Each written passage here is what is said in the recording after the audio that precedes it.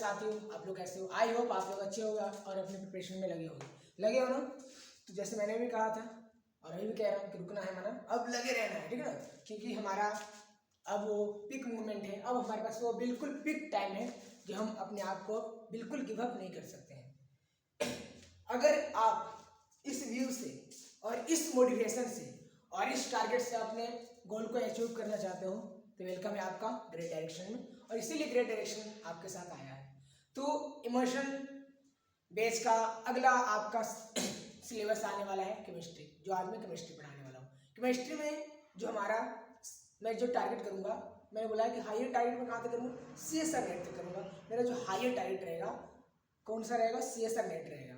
Then IIT JEM का exam होने वाला है 15 फरवरी को। तो आप लोग को ऑल द बेस्ट, जितने सभी लगे रहिए और आराम से अपने प्रिपरेशन को मेंटेन करें, अपने आप को बैलेंस करें, देन अपने एग्जाम को अच्छा करें, ठीक है। फिर मैं आपसे मिलूंगा, आप एग्जाम देकर आइए, अच्छी तरह देकर आइए। एंड CUET PG का भी होगा, देन फिर गेट का। तो जो भी है, जितने भी है gate, CUET PG, IIT JEM वाले, CSR नेट वाले सभी स्टूडेंट से सबका वेलकम है ग्रेट डायरेक्शन, ठीक ना। आज मैं ग्रेट डायरेक्शन के में आपको मैं अभी कौन सा बेस लेके आ रहा हूँ जो हर सब्जेक्ट में अवेलेबल से, इमोशन डायरेक्शन। इमोशन को देना है सही डायरेक्शन, इसलिए मैं आपके साथ हूँ। बस आप लोग मेरे साथ रहें और जुड़े मुझसे और अपनी प्रिपरेशन को करें तगड़ा, एक सही इमोशन की डायरेक्शन में करें ना। तो चलो करते हैं आज का टॉपिक हम स्टार्ट, आपके ना करेंगे टाइम ज़्यादा वेस्ट, ठीक है।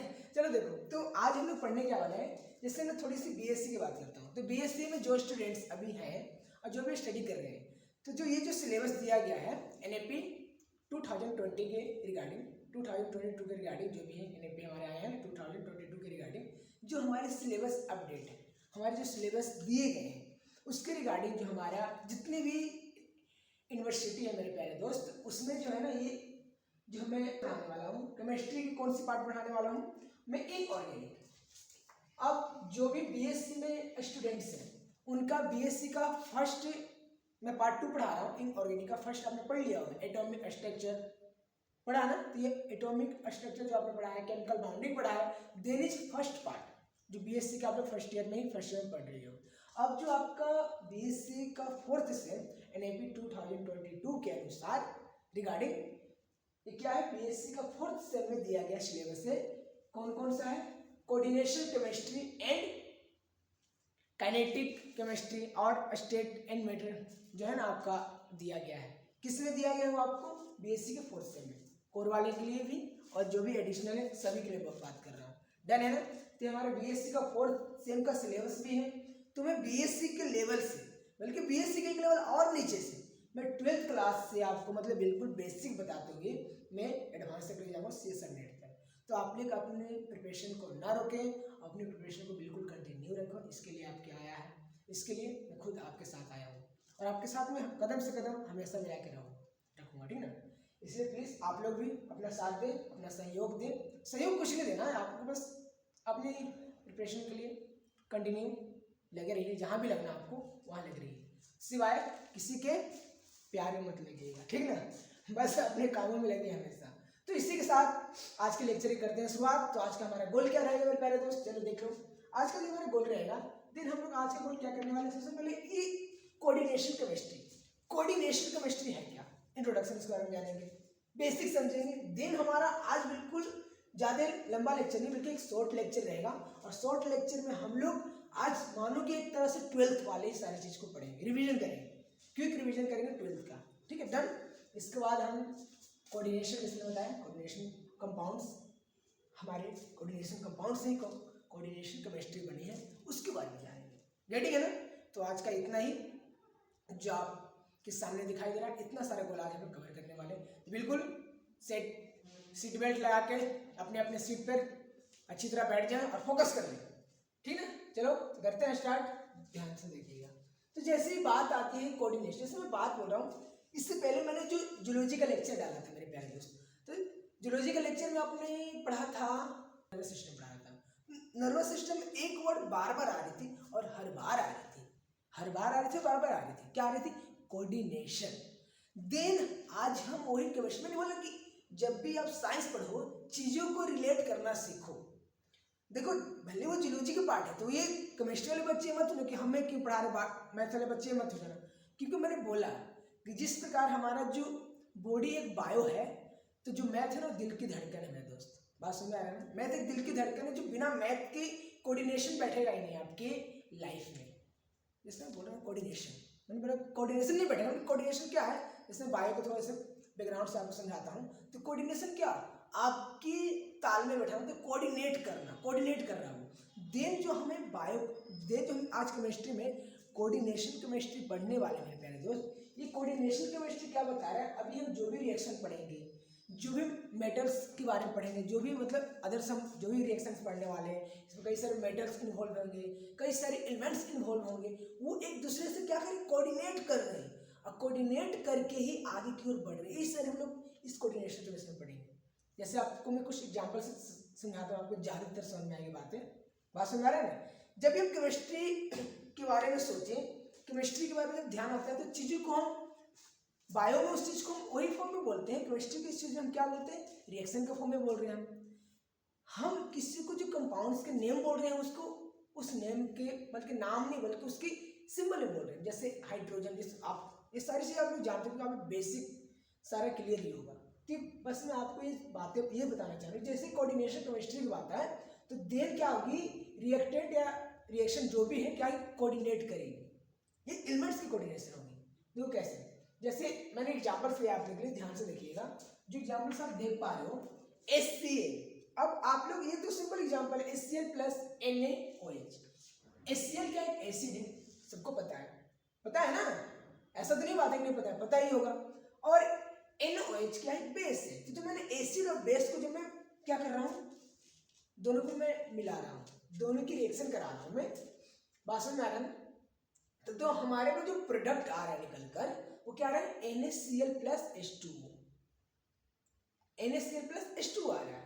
अब क्या होगा, इसमें ध्यान से देखिएगा, मैंने लिख दिया, अब आप समझिएगा। तो रिएक्शन जानते ही है, इसमें से क्या होगा, NaCl बाहर निकल जाएगा, NaCl बाहर निकलेगा, Na और Cl बाहर निकला, तो क्या हाइड्रोजन बचा, और ये OH मतलब एक ऑक्सीजन और एक हाइड्रोजन और बचा, इसलिए तो वाटर बन गया, वाटर बाहर निकल के आ गया। आ रही बात समझ में? इस प्रकार से अब मैं आपको ये बता रहा हूँ कि NaCl क्या एक सिंपल सॉल्ट, एक सिंपल क्या है, सॉल्ट है, एक सिंपल सॉल्ट है। आप लोग जो हम लोग यूज करते हैं, ये क्या एक सिंपल सॉल्ट है, NaCl एक सिंपल सॉल्ट है। तो जब एसिड और बेस क्या होते हैं, मिक्स होते हैं, तो क्या बन रहे हैं, आपको पता चल रहा है क्या बन रहे हैं, सॉल्ट बन रहे हैं। एसिड बेस को मिक्स करने पे क्या बनते हैं, सॉल्ट बनते हैं, और वाटर बाहर निकल जाता है। इस प्रकार ऐसे हो रहे हैं। अब मेरी बात को और समझिएगा, जैसे हम जो सीरीज पढ़ेंगे, ये 3D जो 3D सीरीज है, आप लोग एलिमेंट्स में पीरियोडिक टेबल में आपने पढ़ाई होगा। तीसरी के बारे में हम जो हम लोग सॉल्ट के बारे में पढ़ते हैं, एसिड बेस और सॉल्ट। हमारे पास 3 कंपाउंड्स हैं, वैसे पढ़ते हैं ना, एसिड बेस और सॉल्ट। तो ये सॉल्ट जो निकल रहा है, एक सिंपल सॉल्ट, वही 3D सीरीज में हम लोग सॉल्ट के बारे में ही कोऑर्डिनेशन केमिस्ट्री में पढ़ते हैं। उसकी तालमेल मतलब उसकी कोऑर्डिनेशन के बारे में पढ़ते हैं हम, कैसे कोऑर्डिनेशन, जहां वो इनकम्प्लीट है उसको कंप्लीट करके आगे भेजेगा। गेटिंग है, मेरी बात समझ में आ रहा है ना? इस चैप्टर के बारे में ये सारी चीजों का ऑब्जर्व करेंगे और जानेंगे। देन अब सेकंड देखो एग्जांपल्स, चीजें समझ में आ रही है ना? ज्यादा कोई दिक्कत तो नहीं है ना? बस बिल्कुल मैं आज सिंपल बातें बता रहा हूँ, आप अगर फोकस करोगे तो हर चीज पूरी समझ में आने वाली है आपको। सेकंड क्या आपको कह रहा है कि HCl, फिर मैंने लिया, अब क्या लिया, KOH। मैंने लिया HCl और लिया क्या, KOH। अब बताओ मुझे, फिर वही आपके साथ कंडीशन आएगी, निकालेंगे इससे, तो क्या आ जाएगा, आप देख सकते हो ध्यान से, क्या आ जाएगा, K और ये Cl, KCl और प्लस वही जो मैंने आपको बताया, फिर वाटर निकल जाएगा H2O। अब ध्यान से देखो, KCl जो है वो क्या है, मतलब इसमें जो K है क्या एक फ्री रेडिकल है, इसलिए तो मैंने लिखा है कि रेडिकल नेचर शो करेगा। अब जब ये फ्री रेडिकल है, मतलब रेडिकल नेचर शो कर रहा है, तो क्या KCl क्या बताओ, बेस है, एसिड है, बोलो? तो KCl क्या एक बेस है, तो इस बोलेगा ना कि बेसिक, ये जो है बेसिक क्या कर रहा है, रेडिकल शो कर रहा है। ये बेसिक रेडिकल क्या कर रहा है, शो कर रहा है, बेसिक रेडिकल। देन ये वाटर जो है, वाटर क्या शो कर रहा है, तो वाटर जो शो करेगा वो एसिड रेडिकल शो करेगा। जो वाटर क्या एसिडिक रेडिकल शो करेगा। एसिडिक। मेरे बात समझ में आ रहा है? एसिडिक नेचर क्या करेगा, यार रेडिकल है तो रेडिकल शो करेगा। यहाँ तक मेरी बात समझ में आई? बिल्कुल मैंने सिंपल बात बताई है, कोई ज़्यादा डिफिकल्ट नहीं है। बस ये तो एग्जाम्पल्स आपको क्या बताइए कि जब भी हम दो सबस्टेंट को जो हम रिएक्ट करा रहे हैं तो प्रोडक्ट देखो क्या आ रहा है, वो क्या है, एसिड या बेस आ रहा है। अगर एसिड बेस को करा रहे हैं तो क्या आ जा रहा है, सॉल्ट आ रहा है। देन आपको चीज़ें समझ में आ रही है, क्या पता चल रहा है कैसे हो रहा है।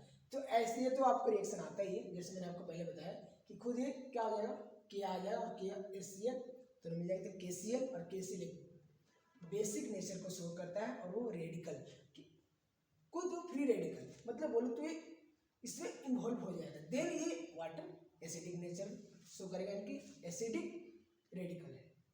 ठीक है, अब और समझिए मेरी बात को। मान लो यहाँ तक क्लियर है। मान लो मैंने एक दो कोई कंपाउंड लिया है, सिंपल सी KCl लिया है, एक KCl और एक MgCl2। KCl और MgCl2 मैंने दो कंपाउंड लिया है, इसमें एक KCl है, इसमें MgCl2 दो कंपाउंड लिया है। तो मैंने जैसे बोला कि दोनों क्या करेंगे, अब दोनों को क्या करते हैं, एडिशनल कंपाउंड बनाते हैं, मतलब दोनों को मिक्स करते हैं, मिलाते हैं। ठीक है ना, KCl और MgCl2 को क्या करें, मिक्स कर रहे हैं, मिला रहे हैं, ठीक, ऐड कर रहे हैं। ऐड करने से जो प्रोडक्ट हमारे पास आ रहा है, देखो ध्यान से, वो क्या निकल के आ रहा है, प्रोडक्ट। हम इसमें दोनों क्या करते हैं, मिक्स करते हैं दोनों को। जो प्रोडक्ट हमारे पास आ रहा है KCl इंटू MgCl2, बिल्कुल सिंपल सी बात है, KCl इंटू MgCl2, वो दोनों प्रोडक्ट आ रहे हैं। अब ध्यान से देखिएगा, इंटू 6H2O इंटू, क्योंकि ऑक्सीजन भी तो है इसमें, वाटर भी तो किसमें मिक्स कर रहे हैं, तो वाटर में तो मिक्स कर रहे हैं, हम H2O में मिक्स कर रहे हैं मेरे दोस्त, क्या कर रहे हैं, H2O में ही मिक्स कर रहे हैं। तो इसीलिए कितने वाटर निकल के आ जाएंगे, 6H2O आ जाएगा निकल कर। आए समझ में? अब ध्यान दो, जब भी हम इसको मिक्स करते समय तो कुछ क्रिस्टल भी तो निकलेगा। ये देखो क्रिस्टल कंपाउंड, ये सारे क्रिस्टल निकले, जब हमने वाटर में इसको मिक्स किया तो क्रिस्टल निकल गए। अब ये क्रिस्टल को हमने अलग रख दिया, एक अलग रखा। अब हम चेक करते हैं क्या, K+ है, Mg2 है और Cl है, तो K+ है, फ्री रेडिकल है, K रेडिकल है, मतलब रेडिकल ही है। देन Mg2 भी है, ये भी है। मतलब कहने का मतलब ये मैं कह रहा हूं कि ये तीनों जो कंपाउंड है वो डिसोसिएट हो जा रहे हैं, KCl और Mg और Cl2, मतलब तीनों के तीनों डिसोसिएट हो जा रहे हैं। जब मैं एक एग्जांपल से लिया हूं तो इससे क्या पता चल रहा है कि KCl या Mg रहे, कुछ भी तीनों वाटर क्या हो जा रहे हैं, ये वाटर है, जो भी मैंने क्रिस्टल में डिजोल्व हो जा रहे हैं, डिसोसिएट हो जा रहे हैं ना। देन डिसोसिएट होने के कारण ये क्या कहलाएंगे, डबल सॉल्ट कहलाएंगे, क्योंकि एक सॉल्ट और सॉल्ट भी आ जा रहा है तो क्या डबल सॉल्ट हो जाएगा ना। बस इसलिए इसे क्या बोलेंगे, इसलिए इसे क्या बोलेंगे, डबल सॉल्ट बोलेंगे। मेरी बात समझ में आ रही है, कोई दिक्कत नहीं है। देन एक एग्जांपल्स मैंने और लिए, इसको ध्यान से देखिएगा। मैंने क्या लिया है, अब एक बॉक्स में मैं मतलब एक मैं लेता हूँ KCl और प्लस में Mg कह रहा हूँ Fe इंटू CN2, ठीक है, ये लेता हूँ। अब दोनों को यहाँ भी मैं क्या करूँगा, एडिशन करूँगा, दोनों को मिक्स करूँगा। अब जो कंपाउंड हमारे पास मिक्स करके आएगा, उसकी क्रिस्टल्स जो मैंने मिक्स किया वाटर में, अब जो कंपाउंड बनकर निकला है उसके क्रिस्टल फिर मैंने क्या किया, वाटर में मिक्स कर रहा हूँ। अब जब मैं वो क्या हो, देखो सबसे पहले ध्यान समझो, KCl प्लस FeCN2 को मैंने जो मिक्स किया, इसका कंपाउंड बन गया यहाँ मिक्स करने के बाद। अब इसी मिक्स हुए कंपाउंड को मैं वाटर में जब मैं मिक्स किया तो हमारे पास जो आ रही निकल के आ रही है K4FeCN6, K4Fe क्या आ रहा है, CN6 आ रहा है। बात समझो, क्या मैंने जो मिक्स किया था आपको समझ आया ना। क्या एक फेरस एनाइड का सल्फेट ले लिया और फिर फेरस एनाइड के साथ हम क्या करें, इसको मिक्स कर रहे हैं, और मिक्स KCl को फेरस एनाइड के साथ क्या कर रहे हैं, मिक्स कर रहे हैं। और मिक्स करने से हम जब वाटर में मिक्स किया तो हमारे पास क्या K4FeCN6 आया, ये आया, ठीक है। अब ध्यान से देखो, मैंने आपको ये बताया कि आखिर ये सारे डिजोल्व हो क्यों गए। तो डिजोल्व होने के कारण ये थे ना कि इसमें K और Mg+2 और Cl सारे फ्री रेडिकल शो कर रहे हैं, सारे फ्री रेडिकल पाए गए। इसमें सारे मिक्स जो डिजोल्व हुए सारे पाए गए, मतलब जब मैंने चेक किया, जब मैंने इसे टेस्ट किया तो मुझे K+ भी मिले, Mg2+ भी मिले और Cl भी मिला। बट जब इसमें मैं मिक्स कर रहा हूँ तो इसमें जब चेक कर रहा हूँ तो सिर्फ जब मैं टेस्ट कर रहा हूँ ना तो सिर्फ इसमें क्या पाए जा रहे हैं, पोटेशियम भी पाए जा रहे हैं फ्री रेडिकल में, बाकी ये फ्री रेडिकल में है ही नहीं, इसलिए मिला ही नहीं। ये गए कहाँ, तो ये क्या हो, इसमें मिक्स ही नहीं हुए, इसमें मिक्स तो हुए बट इसमें दिखाई नहीं दे रहे हैं। क्या नहीं दिखाई दे रहे हैं, Fe2+ Cl- दिखाई नहीं दे रहे हैं, नहीं दिखाई दे रहे। तो ये हुआ कैसे, क्या हो आप समझिएगा। तो जब भी मैंने लिया K4 Fe K4 Fe Cn16, अब जब इसको जब रिएक्ट किया गया तो क्या वो निकल के आ गया, ये जो K4 है ना, सॉरी 4K है पोटेशियम, वो बाहर निकल गए और जो कंपाउंड ये बचे ये अपने अलग आ गए इस प्रकार से। इसीलिए सिर्फ जब मैं टेस्ट कर रहा हूँ ना, सिर्फ क्या मिल रहे हैं हमें, K4 ही मिल रहे हैं, बोले तो पोटेशियम ही मिल रहे हैं, सिर्फ K ही मिल रहा है और बाकी। इसलिए तो मैं लिखा हूँ, ध्यान से देखो कि वाटर में क्या हुआ, वाटर में डालने पर इसको जब K4 ये जो कंपाउंड्स को मैंने वाटर में डाला तो डिजोल्व नहीं हुए कंपाउंड्स, ये कंपाउंड्स क्या हुए हमारे पास, डिजोल्व हुए ही नहीं वाटर में, डिसोसिएट नहीं हुए। जब डिसोसिएट नहीं होगा तो क्या फ्री रेडिकल शो नहीं करेगा, फ्री रेडिकल नहीं शो करने के कारण डिसोसिएट हुए नहीं। अब डिसोसिएट नहीं हुए मेरे प्यारे दोस्त, इसीलिए इस कंपाउंड्स को हम लोग क्या बोलते हैं, कॉम्प्लेक्स सॉल्ट बोलते हैं, और इसको क्या बोलते हैं, सिंपल सॉल्ट बोलते हैं। बात आ रही समझ में। इसीलिए कॉम्प्लेक्स सॉल्ट के बारे में इस चैप्टर में पढ़ना है। आपको मैंने बताया था ना कि वो ऐसे सॉल्ट जो कॉम्प्लेक्स मतलब जो मिक्स मिल नहीं रहे हैं, जो जिनकी कोऑर्डिनेशन हो नहीं रही है, जिनकी जो कोऑर्डिनेट होकर एक दूसरे से रिएक्ट नहीं हो पा रहे हैं, उनकी रिएक्शन कंप्लीट नहीं हो पा रही है, वही इस चैप्टर में हम लोग पढ़ने वाले हैं। तो हम क्या पढ़ने वाले हैं, बात समझ आई आपको, कॉम्प्लेक्स सॉल्ट के बारे में पढ़ने वाले हैं, ठीक है। तो जो कॉम्प्लेक्स सॉल्ट किसे कहते हैं, आपको समझ में आ गया हो किसे कह रहे हैं, जो वाटर में डिजोल्व भी नहीं हुआ, जो हमने डिजोल्व किया वो डिसोसिएट हुए नहीं, वो ऐसे कंपाउंड्स कॉम्प्लेक्स सॉल्ट या कॉम्प्लेक्स कंपाउंड्स कहलाते हैं। ठीक है, यहाँ तक मेरी बातें क्लियर होगी और अच्छी तरह बिल्कुल समझ में आ रहा होगा, जहाँ दिक्कत हो मुझे मेंशन कीजिएगा। अब क्या, जब हम सॉल्ट की बात करते हैं, तो there are 2 types of salt, एक डबल सॉल्ट एंड एक कॉम्प्लेक्स सॉल्ट। तो आइए डबल सॉल्ट क्या होता है इसको पहले समझिए। डबल सॉल्ट की बात आती है तो क्या कहता है कि विच डिसोसिएट कंप्लीटली, ये मैंने बोला ना, ये जो हमारे पास कंपाउंड थे कंप्लीटली डिसोसिएट होगी, इसलिए तो डबल सॉल्ट है ये, अभी तो जस्ट आपको मैंने समझाया, इसलिए ना ये डबल सॉल्ट है, कंप्लीटली डिसोसिएट हो रहा है सॉल्यूशन में। देयर आर कंडीशनल क्या आयंस, ये रेडिकल्स एंड फ्री रेडिकल्स में देयर इन आइडेंटिफाई, मतलब ये फ्री रेडिकल हो रहे हैं, ये क्या हो रहे हैं, फ्री रेडिकल पाए जा रहे हैं। मेरी बात समझ आ रही है, कौन, ये हमारे जो डबल सॉल्ट है, ठीक है, इसलिए ऐसे पाए जा रहे हैं, ठीक नहीं।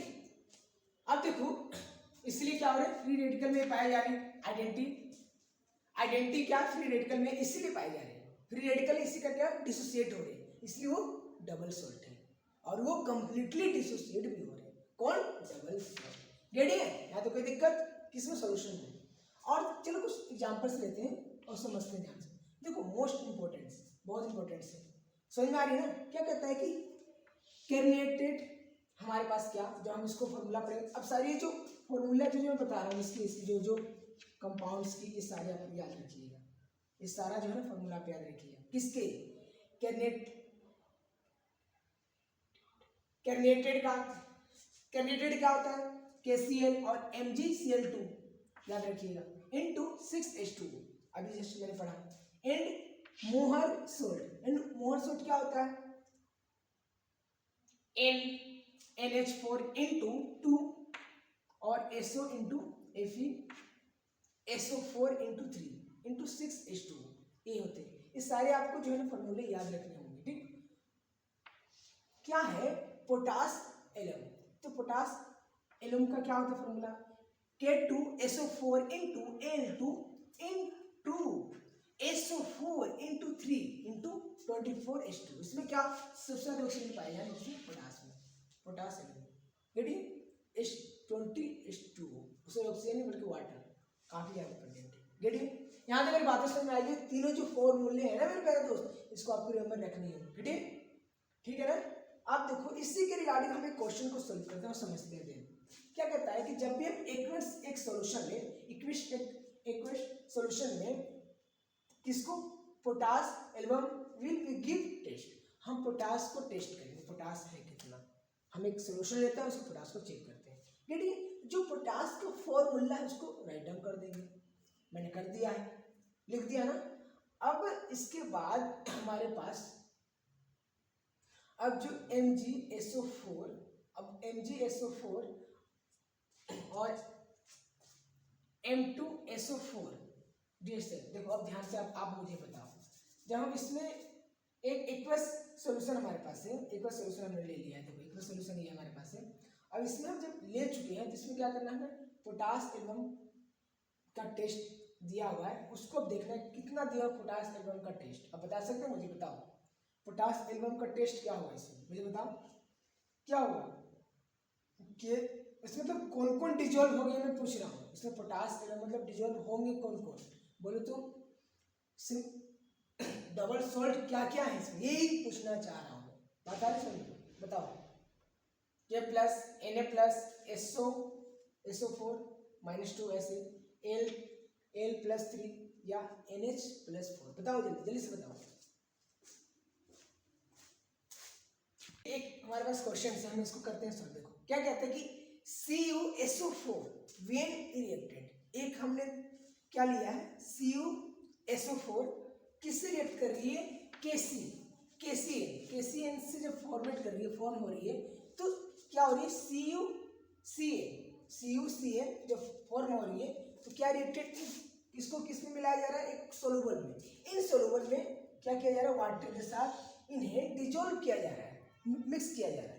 इट इज सोलूबल इन एक्सप्रेस, जब एक्सप्रेस हो रही है तो KCN due to formation of the fluid, तो KCN कौन सा फॉर्मेशन बनाएगी, कॉम्प्लेक्स, कौन सा कॉम्प्लेक्स बनाएगी KCN, ठीक है। KCN पूछ रहे, KCN कौन सा कॉम्प्लेक्स क्या करेगी, बनाएगी, किसके साथ, CuSO4 के साथ मिलकर। तो CuSO4 के साथ मिलकर आपने पढ़ा ही होगा 12th में, पढ़ा है ना। अब देखो क्या होता है इसमें, होता क्या है कि सबसे पहले CuSO4 हमने ले लिया, CuSO4 किसके साथ रिएक्टेंट कर रहे हैं, किसका हम रिएक्टेंट करा रहे हैं, CNS के साथ रिएक्टेंट करा रहे हैं, तो हमारे पास जो कंपाउंड आएगा क्या आएगा, आप बताओ, तो खुद तो बोल रहा है कि क्या आ रहा है CuCN, तो Cu और CN इंटू आ रहा है, ठीक है। देन ये हमारे पास कंपाउंड आ रहा है जब हम ये दोनों को रिएक्टेंट करा रहे हैं, ठीक है ना, बात समझ आ रही है।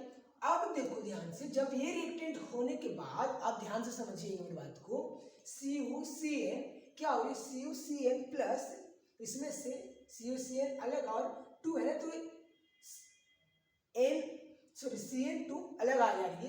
अब आप समझ सकते हो CN2 एक क्या है, सूडो हाइड्रोजन है, आपने पढ़ा होगा हाइड्रोजन फैमिली वाले पढ़ा होगा, ये क्या है हमारे पास एक सूडो हाइड्रोजन है। बोले तुम किसकी बात करो, कार्बन की बात करो, यहाँ जो क्या है सूडो हाइड्रोजन है, ठीक है, ये सूडो क्या हाइड्रोजन है, बस समझ में आ रहा है, ये सूडो हाइड्रोजन है, ठीक है, ये क्या है pseudo hydrogen, sorry pseudo hydrogen बल्कि हाइड्रोजन, सॉरी सूडो क्या है हाइड्रोजन है, मेरी बात समझ में आ रही होगी। अब ये आपने पढ़ा ही होगा 12th क्लास में, सूडो हाइड्रोजन है, तो देख जैसे सूडो हाइड्रोजन है तो ये रिएक्टेंट होने के बाद एक्सक्रेस जब हम करेंगे क्या है एक्सक्रेस करेंगे, किस में करेंगे, KCN में करेंगे, तो हमारे पास कौन सी प्रोडक्ट मिलेगी, देखो प्रोडक्ट में क्या मिल रही है, आप देख पा रहे हो ना क्या मिल रही है, बोलो दिखाई दे रहा है क्या, देखो अब यहाँ से जब रिएक्टेंट होगी तो सिंपल सी बात है, हमारे पास पोटेशियम जो है K वो निकल गया K3 आ गई, इसके बाद Cu और इनटू, और जब ये क्या 2 है तो 2 into 2 डबल हो जाएगा ना, क्या CN4 आ गया हमारे पास कंपाउंड्स, हमारे पास आंसर हो जाएगा ऑप्शन नंबर कौन सा, ऑप्शन नंबर बोलो तो डी, ठीक है। आगे बात सुनिए कैसे रिएक्टेंट होकर कैसे आया, इनसॉल्युबल में कैसे सॉल्युबल हुआ, तो ऐसे हमारे पास क्वेश्चंस आते हैं कॉम्प्लेक्स सॉल्ट के, आपने 12th में ऐसे किए हैं क्वेश्चन, तो और भी क्वेश्चंस और भी कॉन्सेप्ट में अच्छी तरह क्लैरिटी के लिए आप लोग बिल्कुल अपने सही डायरेक्शन में अपने आप को पुश करो और अपने डायरेक्शन को बिल्कुल तो फिक्स करो। ये मैं पहले बोल रहा हूँ और लास्ट में बोल रहा हूँ जाते जाते। फिर हम मिलेंगे अगले सेशन में कल और भी आगे। अब हम जो पढ़ने वाले हैं आगे, मैंने आज बेसिक जो भी था आपको मैंने बता दिया निचोड़ कर। अब प्योर हम लोग CSR नेट और IIT के और BSc वाले जो हमारे बेसिक्स हैं उसको कवर करेंगे। सबसे पहले BSc वाले बेसिक कवर करेंगे, फिर दिन बढ़ेगा हमें कॉम्पिटिटिव एग्जाम के लिए CSR नेट बार जो भी है गेट उसको। तो आपको आई होप समझ में आ रहा होगा। अगर कोई समझाने में कोई प्रॉब्लम होगी, कोई दिक्कत हुई मुझसे, तो प्लीज़ कमेंट बॉक्स में जरूर मेंशन करें और फिर मिलते हैं अगले दिन। तब तक के लिए tata bye bye, take care.